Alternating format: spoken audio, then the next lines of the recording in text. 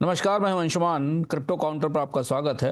Crypto बाजार में सप्ताह की शुरुआत भी अच्छे माहौल के साथ नहीं हुई। चारों तरफ दबाव बना हुआ है, बड़े निवेशक हाशिए पर हैं।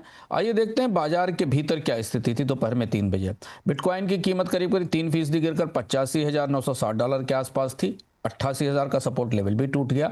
पिछले एक हफ्ते में बिटकॉइन करीब 12% गिरा है। ईटीएफ से फंड निकल रहा है, इंस्टीट्यूशनल डिमांड नहीं है, इसलिए बिटकॉइन पर दबाव लगातार बना हुआ है। टेक्निकल के हिसाब से अगला सपोर्ट $80,000 के आसपास है। इस बीच $2.2 बिलियन से ज़्यादा की लिक्विडेशन हुए हैं बिटकॉइन के बाजार में। इथेरियम की कीमत भी करीब करीब 2800 से नीचे गिर गई। $2795 पे था दोपहर में 3 बजे। इथेरियम इस साल 20% के आसपास गिर चुका है। अगर ये $2700 से नीचे जाता है तो फिर बाजार एक कह रहा है कि 1500 से $1600 तक टूट सकता है।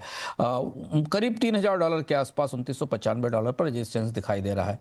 सोलाना की कीमत करीब करीब $129 के आसपास है। इसमें 5% की गिरावट हमें दिखाई दे रही है। इंस्टीट्यूशनल इन्वेस्टर्स का रुख बिल्कुल बदला हुआ है। बिटकॉइन ईटीएफ से इस हफ्ते करीब $1.2 बिलियन निकले। ये चौथी बार लगातार नेगेटिव फ्लो का हफ्ता है जो बिटकॉइन ने दर्ज किया, जो क्रिप्टो ने दर्ज किया है।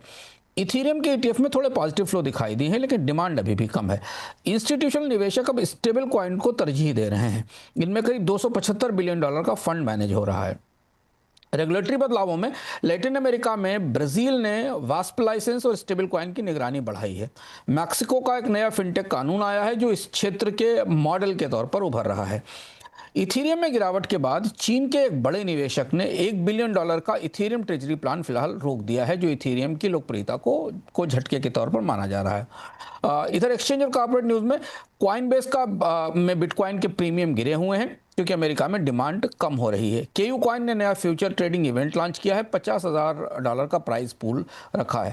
अमेरिका और एशिया के क्रिप्टो एक्सचेंजेस में ट्रेडिंग वॉल्यूम पिछली तिमाही के मुकाबले कम है। डिफाई और क्लाइंट का लिक्विडिटी बाजार में डिफाई के बाजार में लिक्विडिटी कम है, यील्ड्स डाउन है। स्टेबल कॉइन की टोटल वैल्यू अब $275 बिलियन को पार कर गई है, जो ये दिख रहा है कि इसमें अब बिटकॉइन से तेज ग्रोथ दिख रही है। पिछले 24 घंटों में कोई बड़ा प्रोटोकॉल एक्सप्लॉइट नहीं हुआ, कोई गवर्नेंस बोट नहीं हुआ, और इसी तरह पिछले 24 घंटों में कोई बड़ी इंटरनेशनल क्रॉस बॉर्डर स्कैम की सूचना नहीं है। हाँ, रिटेल सेंटिमेंट इसी बाजार को दिखा रहा है। सोशल में रिटेल खरीद पिछले 3 साल के निचले स्तर पर है। बिटकॉइन का आरएसआई 21 तक गिरा है, जो एक तरह से ओवरसोल्ड सिचुएशन दिखा रहा है। हालांकि कुछ बड़े निवेशक इस गिरावट के बाद अब धीरे धीरे खरीदारी कर रहे हैं। गूगल ट्रेंड्स पर क्रिप्टो बाई सर्च में गिरावट है, लेकिन सोलाना टीवीएल और जुपिटर डेक्स ट्रेंड कर रहा है। अगर आउटलुक की तरफ देखें अगले 24 घंटे में, तो ईटीएफ से सेलिंग की वजह से बिटकॉइन $80,000 से नीचे तक जा सकता है, इसके संकेत मिल रहे हैं। अमेरिका में फेडरल रिजर्व की बैठक और इकोनॉमिक डेटा पर आने वाले 24 घंटे का प्राइस मूवमेंट तय करेगा।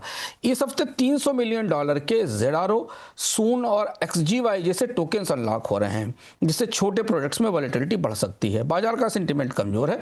इन्वेस्टर्स को हाई वॉलेटिलिटी के लिए, तेज उतार चढ़ाव के लिए तैयार रहना चाहिए। अब हम आ गए आज के क्रिप्टो विजडम पर। आज की जो सबसे बड़ी खबर थी वो टोकन अनलॉक थी बाजार में। टोकन, आइए समझते हैं टोकन अनलॉक क्या होते हैं। टोकन अनलॉक का मतलब होता है कि जब किसी क्रिप्टो प्रोजेक्ट के लिए कुछ टोकन शुरुआत में बेचने से रोक दिए जाएं या लॉक कर दिए जाएं, इन्हें तुरंत बेचा या ट्रेड नहीं किया जा सकता। ये टोकन अक्सर टीम के इन्वेस्टर्स के लिए, फाउंडर्स के लिए, या जो कम्युनिटी है उसको इनाम देने के लिए रिजर्व रहते हैं। इन्हें लॉक क्यों किया जाता है? इससे प्रोजेक्ट की शुरुआती स्टेबिलिटी बनी रहती है। अचानक बहुत ज़्यादा टोकन मार्केट्स में नहीं आते, इसलिए कीमत संतुलित रहती है, गिरती नहीं है। टोकन अनलॉक का एक प्रोसेस होता है जिसमें कंपनी अपने प्रोजेक्ट की रिपोर्ट या वाइट पेपर में एक शेड्यूल बताती है कि कौन से टोकन कब तक अनलॉक होंगे, और जैसे ही अनलॉक होते हैं वैसे ही लोग उन्हें बाजार में बेच सकते हैं, उनका इस्तेमाल कर सकते हैं।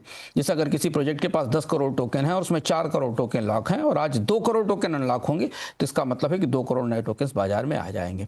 इसका असर ये होता है कि जब ज़्यादा टोकन एक साथ बाजार में आते हैं, सप्लाई बढ़ती है और डिमांड नहीं होती, तो प्राइस गिर सकता है। अक्सर टोकन अनलॉक के समय क्रिप्टो बाजार में बड़ी वॉलेटिलिटी देखी जाती है, खासतौर से इस टोकन में जिस पर जो अनलॉक हो रहा है।